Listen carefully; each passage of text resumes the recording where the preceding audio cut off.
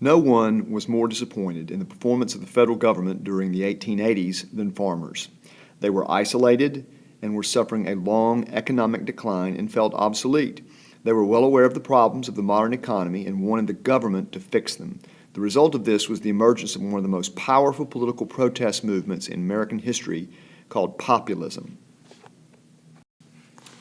Farmers had been making efforts to organize for many decades, despite the myth of their rugged independence, and the first major farm organization appeared in the 1860s. It was called the Grange. Initially, it was more of a self-help and social organization to try and eliminate some of the isolation farmers felt, but it was transformed into a political entity by the Panic of 1873.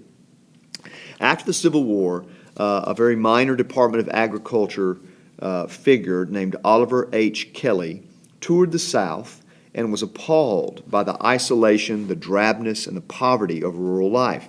And so he left the government and in 1867 formed the National Grange of the Patrons of Husbandry, which emerged as a network of local organizations. The word grange is an archaic word meaning farm, basically, so a granger is a farmer.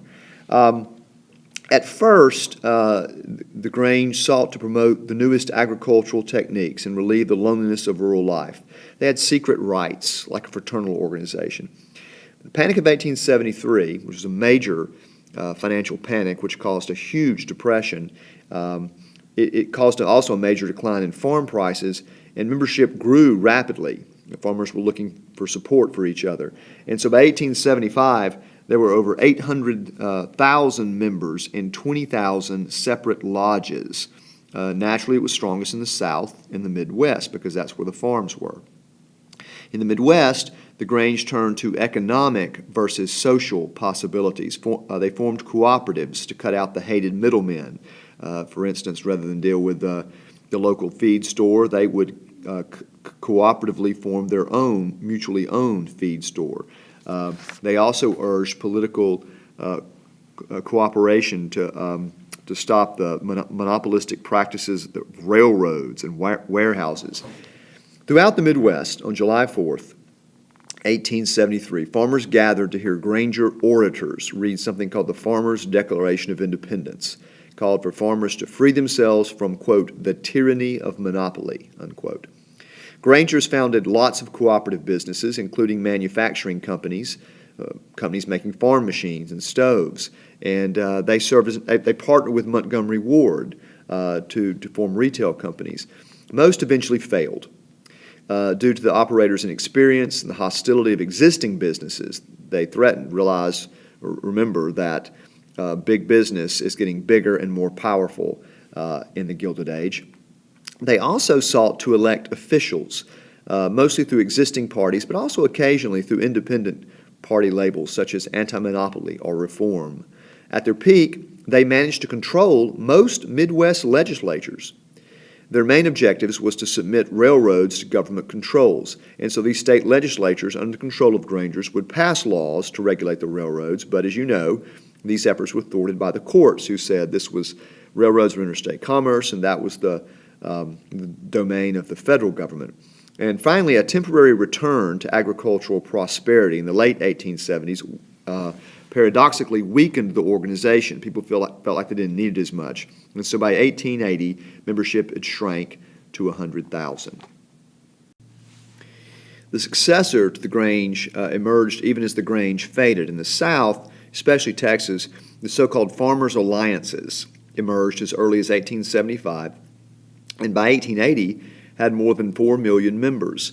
A comparable movement was taking shape in the Plain States and Midwest and developing ties with the Southern counterpart. Like the Grangers, the Farmers' Alliances were largely concerned with local problems. They formed cooperatives and marketing organizations. They established stores, banks, processing plants, and other firms for members to free themselves from the hated furnishing merchants or the middlemen. In a larger sense, they envisioned a society where competition would give way to cooperation.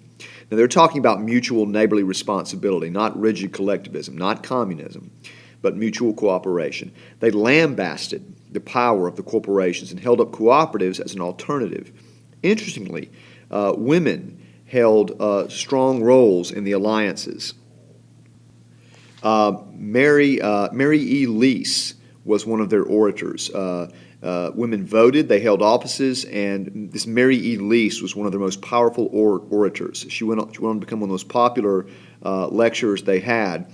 She would often, making a speech, exhort farmers to raise less corn and raise more hell. She was kind of a firebrand. Women also focused on temperance, abolition of alcohol, as the key to a stable rural society. And as with the Grange, their co-ops struggled, their cooperatives struggled because of mismanagement, strong competition.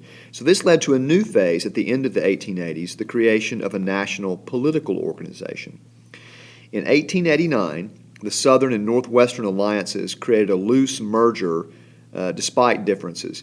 The next year, they held a national convention in Ocala, Florida, and issued something known as the Ocala Demands, which were in effect a party platform. They won significant gains in the 1890 elections in state legislatures, some governors, and some congressmen.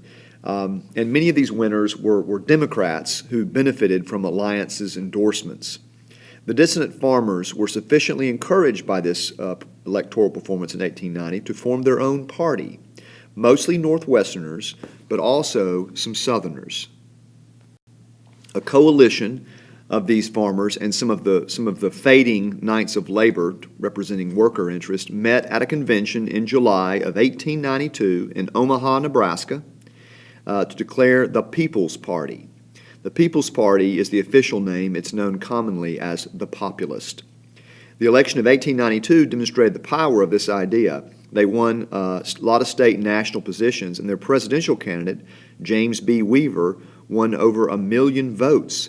That was 8.5% of the total. That is an extraordinarily strong third-party showing, and they would capitalize on this success to build greater political power.